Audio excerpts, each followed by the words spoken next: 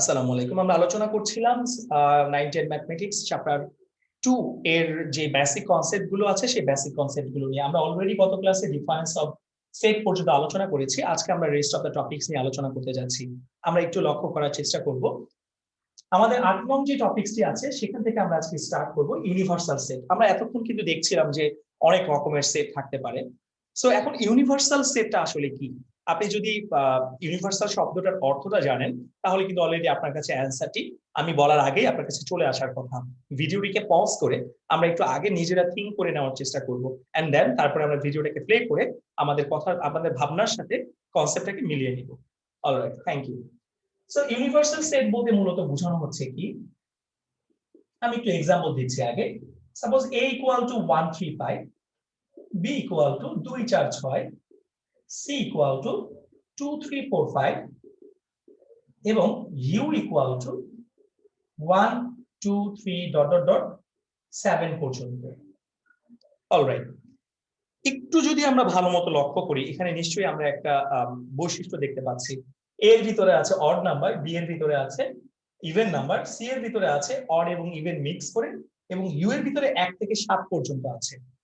So universal set তাকেই বলা হয় যে সেটের মধ্যে অন্যান্য সকল সেটের উপাদানগুলো বিন্যস্ত থাকে, সেটাকে আসলে ইউনিভার্সাল সেট বলে। আমি আবারও বলছি, যেই সেটের ভিতরে অন্যান্য সকল সেটের উপাদানগুলো বিন্যস্ত থাকে সেটাকে আসলে ইউনিভার্সাল সেট বলা হয়। লাইক এ এর প্রত্যেকটি এলিমেন্ট, বি এর প্রত্যেকটি এলিমেন্ট, সি এর প্রত্যেকটি এলিমেন্ট কার ভিতরে আছে? ইউ এর ভিতরে আছে। তাহলে এইখানে এই ইউ সেটটাকে আমরা আসলে বলবো ইউনিভার্সাল সেট। এই ইউ সেটটাকে আমরা আসলে বলে থাকবো ইউনিভার্সাল সেট, কারণ এর ভিতরে অন্যান্য সকল সেটের উপাদানগুলো অলরেডি বিন্যস্ত আছে। সো আশা করছি আমরা বুঝতে পারছি যে ইউনিভার্সাল সেট বলতে মূলত কি বোঝানো হয়। অলরাইট, এবং ইউনিভার্সাল সেটকে আমরা মনে রাখবো সবসময় ইউ দ্বারাই প্রকাশ করা হয়। ইউনিভার্সাল সেটটাকে আমরা সবসময় ইউ দ্বারাই প্রকাশ করি, আমরা একটু মাথায় রাখার চেষ্টা করব। তো চলে যাচ্ছি আমরা আমাদের পরবর্তী টপিকসে, কমপ্লিমেন্ট অফ আ সেট, অর্থাৎ এটাকে আমরা বলতে পারি কমপ্লিমেন্টারি সেট। এটাকে আমরা বলতে পারি কমপ্লিমেন্টারি সেট। আচ্ছা, কমপ্লিমেন্টারি সেট বলতে মূলত কি বোঝানো হয় আমরা একটু দেখি আগে। কমপ্লিমেন্টারি সেট বলতে মূলত বোঝানো হয় এর মাথার উপরে সি লেখা থাকবে, অথবা এটাকে এভাবেও প্রকাশ করা যায় এর মাথার উপরে প্রাইম দেওয়া থাকবে। কমপ্লিমেন্টারি সেটটাকে আমরা এই দুটো ওয়েতেই প্রকাশ করতে পারি। এর মাথার উপরে সি, যেটাকে আমরা উচ্চারণ করি এ টু দি পাওয়ার সি, অথবা এর মাথার উপরে প্রাইম, যেটাকে আমরা উচ্চারণ করি এ প্রাইম। সো কমপ্লিমেন্টারি সেট বলতে মূলত বোঝানো হয় কাকে বা কিভাবে কমপ্লিমেন্টারি সেট করতে হয়। আমি একটু এক্সাম্পল দিচ্ছি, এক্সাম্পল দিলেই আপনারা বুঝে নিতে পারবেন। মনে রাখবো, কমপ্লিমেন্টারি সেট বের করতে গেলে সব সময় ইউনিভার্সাল সেট থেকে যার কমপ্লিমেন্টারি আপনি বের করতে চাচ্ছেন তাকে ডিফারেন্স করতে হয়। আমি আবারও বলছি, কমপ্লিমেন্টারি সেট বের করতে গেলে সব সময় ইউনিভার্সাল সেট থেকে যার কমপ্লিমেন্টারি আমি বের করতে চাচ্ছি তাকে ডিফারেন্স করতে হয়। সো এর উপরে সি থাকলে আমি কি করব, এটা ইউ থেকে এ কে মাইনাস করব। এটাকে আমরা চাইলে এভাবে লিখতে পারি, অথবা এটাকে চাইলে আমরা এভাবে অবলিক দিয়েও লিখতে পারি। আমি গত ক্লাসে অলরেডি আপনাদেরকে বলেছিলাম। সো কোন সেটের কমপ্লিমেন্টারি সেট বের করতে গেলে মনে রাখবো ইউনিভার্সাল সেট থেকে ডিডাক্ট করতে হবে। এখন আপনি কিন্তু ইউনিভার্সাল সেট থেকে ডিডাক্ট করার নিয়ম অলরেডি জানেন, আমি এখানে আর এক্সপ্লেইন করব না, আপনারা নিজেরা এটা বুঝে নিতে পারবেন। অলরাইট, সো এরপরে চলে যাচ্ছি আমরা পরবর্তী টপিকটিতে, union of set. Union of set, এই ইউনিয়নের কথা যখনই মাথায় আসবে আমার, তখনই আমি নিয়ে আসবো ইন্টারসেকশনটাকে। অলরাইট, ইউনিয়ন সেট এবং ইন্টারসেকশন সেট দুটো পাশাপাশি আমরা আসলে ব্যবহার করে থাকি, দ্যাটস ওয়াই আমি এটাকে দুটোকে একসাথে আপনাদেরকে এক্সপ্লেইন করার চেষ্টা করছি। ইউনিয়ন কিভাবে করতে হয় বা ইন্টারসেকশন কিভাবে করতে হয় সেটা যদি আমি একদম কমন ভাষায় বলি বা একদম সহজ ভাষায় যদি আমি বলি, ইউনিয়ন বলতে বোঝানো হয় কমন আনকমন সব। ইউনিয়ন বলতে বোঝানো হয় কমন আনকমন সব, এবং ইন্টারসেকশন বলতে বোঝানো হয় শুধুমাত্র কমন গুলোকে। ইন্টারসেকশন বলতে বোঝানো হয় শুধুমাত্র কমন গুলোকে।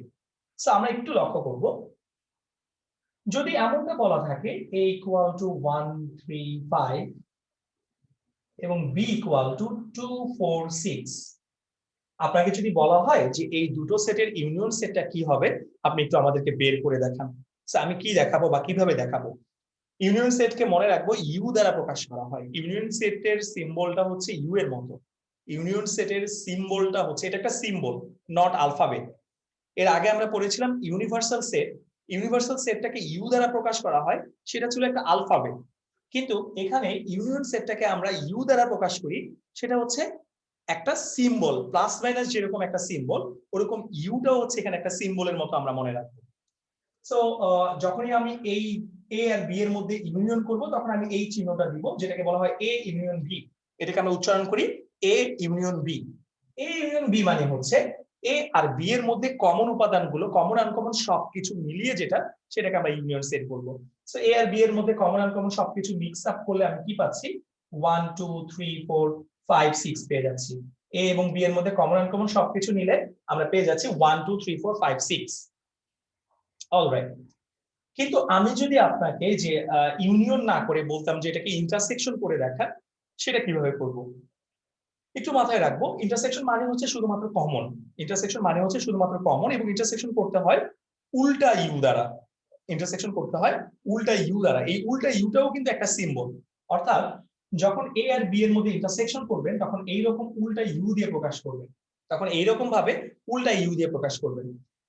ইন্টারসেকশন মানে কি যেন ছিল? শুধুমাত্র কমন গুলো। এখন আমি যদি এই প্রশ্নের সাপেক্ষে এটার ইন্টারসেকশন বের করতে চাই, এই দুটোর মধ্যে কি কমন যাচ্ছে? 135 এবং 246 এর মধ্যে কি কমন যাচ্ছে? কোনো কিছু কি কমন আছে? না, কোনো কিছু কিন্তু কমন নেই। কোনো কিছু কমন না থাকলে সেটের অ্যান্সারটাকে কি লিখতে হয় বা কিভাবে লিখতে হয়? সেটের অ্যান্সারটাকে তখন লিখতে হয় ফাই দ্বারা। কোনো কিছু কমন না থাকলে সেটের অ্যান্সারটাকে লিখতে হয় ফাই দ্বারা। আর যদি কোনো কিছু কমন পাই, সাপোজ আমি 3 কমন পাচ্ছি দুটার মধ্যে, আমি জাস্ট 3 অ্যান্সারে লিখে দিব। 3 4 কমন পাচ্ছি, আমি 3 4 লিখে দিব। যেটা কমন যায়, কমন মানে তো আমরা নিশ্চয়ই বুঝি প্রত্যেকটা সেটের মধ্যে আমার থাকতে হবে। অলরাইট। আমি ইন্টারসেকশনের পাশাপাশি আপনাদেরকে অলরেডি এর পরের টপিকসটাও বুঝিয়ে ফেলেছি, যেটা ছিল ডিসজয়েন্ট সেট। আমি আবার বলছি, ডিসজয়েন্ট সেট 12 নং যে টপিকসটি আছে এখানে, এই 12 নং টপিকসের নামটি ছিল ডিসজয়েন্ট সেট। এখন ডিসজয়েন্ট সেট বলতে মূলত বোঝানো হয় যখন দুটো সেটের মধ্যে কোনো কিছু কমন যায় না, তখন সেই সেট দুটোকে ডিসজয়েন্ট সেট বলে। আমি আবার বলছি, যখন দুটো সেটের মধ্যে কোনো কিছু কমন যায় না, কোনো এলিমেন্ট কমন যায় না বা কমন থাকে না, তখন ওই দুটো সেটকে বলা হয় ডিসজয়েন্ট সেট। দ্যাট মিন্স এই যে এ ইন্টারসেকশন বি ইকুয়াল আমি 5 পেয়েছি, এই সেটটা একটা ডিসজয়েন্ট সেট, কারণ এদের মধ্যে কোনো কমন উপাদান নেই। অলরাইট। সো চলে যাচ্ছি এবার আমরা আমাদের পরবর্তী টপিকসটিতে, অর্থাৎ অর্ডারড পেয়ার এবং কার্টেসিয়ান প্রোডাক্ট। অর্ডারড পেয়ার বলতে মূলত কি বোঝানো হয়? নামটা শুনলেই কিন্তু আপনি বুঝতে পারছেন, অর্ডারড পেয়ার। অর্ডারড পেয়ার মানে পেয়ার করা। কাকে পেয়ার করব আমরা? পেয়ার করব অবশ্যই এক্স এবং ওয়াই এর মানকে। যারা অলরেডি আমরা অষ্টম শ্রেণীতে পড়ে নবম শ্রেণীতে উঠেছি, তারা নিশ্চয়ই আমরা জানি যে কোন ইকুয়েশনের আমরা অধ্যায় 6 অষ্টম শ্রেণীতে থাকাকালীন চ্যাপ্টার 6 এ কিছু মেথডের মাধ্যমে আমরা ম্যাথ শিখেছিলাম। সাবস্টিটিউশন মেথড বলেন, এলিমিনেটরি সাবস্টিটিউশন মেথড অথবা এলিমিনেশন মেথড বলেন, আমরা শিখেছিলাম। সেখান থেকে সলভ করে আমরা কি বের করতাম? এক্স ওয়াই এর মান বের করতাম। এখন অর্ডার পেয়ার বলতে বোঝানো হচ্ছে, সাপোজ আমি এক্স এর মান এবং ওয়াই এর মানটাকে এইভাবে যদি প্রকাশ করি, x comma y equal to, suppose আমি লিখছি এখানে 3,2, কিংবা এখানে আমার আরো অ্যান্সার চলে এসেছে 2,4, এমন ভাবে লিখলে সেটাকে আসলে অর্ডারড পেয়ার বলা হয়। প্রত্যেকটা এক একটা পেয়ার, এবং এই পেয়ারের প্রথম উপাদানগুলিকে আমরা এক্স এর মান বলবো, দ্বিতীয় উপাদানগুলিকে আমরা ওয়াই এর মান বলবো, যেহেতু x comma y equal to দেওয়া আছে। তো এই মানটা এক্স এর মান, এটা হচ্ছে ওয়াই এর মান, এটা এক্স এর মান, এটা ওয়াই এর মান, এটাকে বলা হয় অর্ডার পেয়ার। এর পরের টপিক সাথে চলে যাচ্ছি কার্টেসিয়ান প্রোডাক্ট। কার্টেসিয়ান প্রোডাক্টটা আসলে কিভাবে করতে হয়? প্রোডাক্ট শব্দটার অর্থ হচ্ছে গুণ করা, আমরা জানি মাল্টিপ্লিকেশন করা। প্রোডাক্ট শব্দটার অর্থ হচ্ছে মাল্টিপ্লিকেশন করা। এখন কার্টেসিয়ান মাল্টিপ্লিকেশন সেটা আবার কি? কার্টেসিয়ান মাল্টিপ্লিকেশনটা আসলে কিভাবে করতে হয় একটু লক্ষ্য করব। যদি a ইকুয়াল টু এমনটা হয় 135 এবং b ইকুয়াল টু যদি এমনটা হয় 46, বলা হলো এই দুটো সেটের মধ্যে কার্টেসিয়ান প্রোডাক্টটা বের করেন। এই দুটো সেটের কার্টেসিয়ান প্রোডাক্ট বলতে দুটো সেটের মধ্যে যখন মাল্টিপ্লিকেশন করা হয় সেটাকে কার্টেসিয়ান প্রোডাক্ট করা বলে। দুটো সেটের মধ্যে যখন মাল্টিপ্লিকেশন করা হয় সেটাকে আমরা কার্টেসিয়ান প্রোডাক্ট বলি। এখন এই কার্টেসিয়ান প্রোডাক্টটা আমরা কিভাবে করব? কার্টেসিয়ান প্রোডাক্ট করার একটা নির্দিষ্ট ওয়ে আছে, সেটা হচ্ছে খুব সিম্পল নরমাল। যারা মাল্টিপ্লিকেশনের ম্যাথ গুলো বুঝে থাকি অ্যালজেব্রিক এক্সপ্রেশনের, তারা কিন্তু এই কার্টেসিয়ান প্রোডাক্টটা বোঝা তাদের জন্য কোনো ব্যাপার না। সো কার্টেসিয়ান প্রোডাক্ট করলে আমার আসলে এরকম কিছু অর্ডার্ড পেয়ার আসবে। কি আসবে? কিছু অর্ডার্ড পেয়ার আসবে, যেটা আমি আগের টপিকসে আলোচনা করেছিলাম। কিভাবে আসবে? এই যে 135 এটা দ্বারা 46 কে মাল্টিপ্লাই করতে হবে। কিভাবে মাল্টিপ্লাই করব আমরা? মাল্টিপ্লাই করে আসলে কি করব? মাল্টিপ্লাই করে আসলে আমরা কতগুলো পেয়ার ক্রিয়েট করব। কি রকম পেয়ার? x y এর পেয়ার। কার পেয়ার ক্রিয়েট করব? x y এর পেয়ার ক্রিয়েট করব। অর্থাৎ এই 1 দিয়ে 4 কে গুণ, অর্থাৎ 1,4 এভাবে ফার্স্ট ব্র্যাকেট দিয়ে লিখতে হবে। 1 দিয়ে 6 কে গুণ, অর্থাৎ 1,6 এভাবে ফার্স্ট ব্র্যাকেট দিয়ে লিখতে হবে। এরপরে 3,4 3,6 এরপরে 5,4 5,6 এবং এখানে একটা সেকেন্ড ব্র্যাকেট, প্রথমে একটা সেকেন্ড ব্র্যাকেট।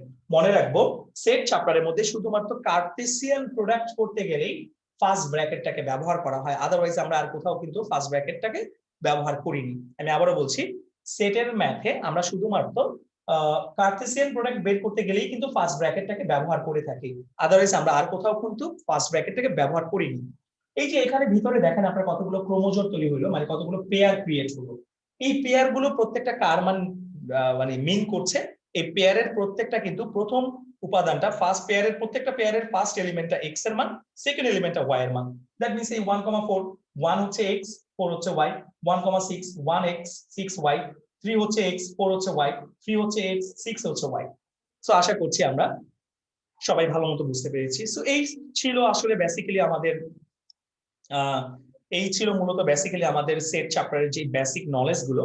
এই বেসিক গুলো যদি আমরা বেসিক ভিডিওটা ভালো মতো কমপ্লিট করতে পারি, আমি কনফার্মলি বলতে পারছি আপনারা ম্যাথ গুলো আপনাদের জন্য বোঝাটা খুবই সহজ হবে, খুবই সহজ হবে, বিলিভ মি। কিন্তু আমি অবশ্যই আপনাদেরকে বলবো আগে আপনারা ভালো মতো এই বেসিক কনসেপ্ট গুলোকে একটু ভালো মতো ক্লিয়ার করে নেবেন, কারণ বেসিক ক্লিয়ার না থাকলে আসলে ম্যাথ বুঝতে পারবেন না। এবং এখানে আরেকটি কথা আমি বলছি, সেটি হচ্ছে যেটি আমি মিস করেছিলাম একটি টপিকস, সেটি হচ্ছে ভেন ডায়াগ্রাম নামে একটি ডায়াগ্রাম আছে বা একটি ফিগার আছে বা একটি চিত্র আছে এই চ্যাপ্টারে।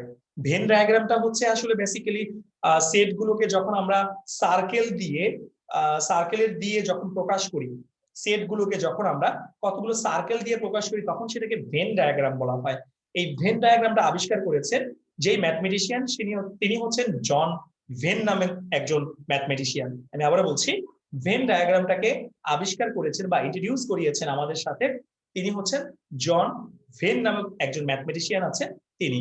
আমাদের মূল বইতে জন ভেনের একটি জন্মসাল এবং মৃত্যুসাল দেওয়া আছে। আমরা মূল বইটি দেখে জন ভেনের জন্মসালটি এবং মৃত্যুসালটি মুখস্থ করে রাখবো, বিকজ অফ অনেক সময় এমসিকিউতে আপনার কোশ্চেনে আসতে পারে যে তার বার্থ ডেট কত বা তার মৃত্যুর ডেটটা কত, অথবা কে আবিষ্কার করেছেন সেট। এই সেটটার ভেন ডায়াগ্রামটা মূলত আবিষ্কার করেছেন জন ভেন নামক যেই ম্যাথমেটিশিয়ান আছে, সেই ম্যাথমেটিশিয়ান। সো আমরা একটু আমাদের মূল বই থেকে জন ভেনের প্রত্যেকের জন্মসালটা এবং মৃত্যুসালটা একটু ভালো মতো পড়ে নিব। এবং আমি যদি বলি যে এই সেটটা আসলে কে আবিষ্কার করেছেন, তিনি হচ্ছেন একজন জার্মান ম্যাথমেটিশিয়ান যার নাম হচ্ছে জর্জ ক্যান্টর। ওকে, জর্জ ক্যান্টর। আমি আবারও বলছি, এই সেটটাকে আমরা এতক্ষণ যাবত আসলে মানে পড়ছিলাম, সেটের অনেক বেসিক কিছু আমরা দেখেছি, কিন্তু সেটটা আসলে কে আবিষ্কার করেছেন সেটাই আমরা জানি না। সেটটা বেসিক্যালি আবিষ্কার করেছেন জর্জ ক্যান্টর নামক একজন ম্যাথমেটিশিয়ান আছেন, জর্জ ক্যান্টর। আমি আবারও বলছি, জর্জ ক্যান্টর নামক একজন ম্যাথমেটিশিয়ান আছেন, যিনি হচ্ছেন মূলত জার্মান ম্যাথমেটিশিয়ান। আমি যদি নামটা আপনাদেরকে একটু বোর্ডে লিখে দেই, সেটা হচ্ছে এরকম, জর্জ ক্যান্টর, যিনি হচ্ছেন বেসিক্যালি একজন জার্মান ম্যাথমেটিশিয়ান। ওকে, সো এই ছিল আমাদের সেট চ্যাপ্টারের বেসিক। এর বাইরে আসলে সেট চ্যাপ্টারের আর কোনো বেসিক নলেজ নেই। সো পরবর্তী ভিডিওতে আমরা ম্যাথ গুলো নিয়ে আলোচনা করব। আশা করছি আমরা বেসিক গুলো বুঝলে ম্যাথ গুলো আমাদের জন্য বোঝাটা খুবই সহজ এবং বোধগম্য হবে। সবাইকে অসংখ্য ধন্যবাদ জানিয়ে আমরা আমাদের আজকের ক্লাসটি এখানে শেষ করছি।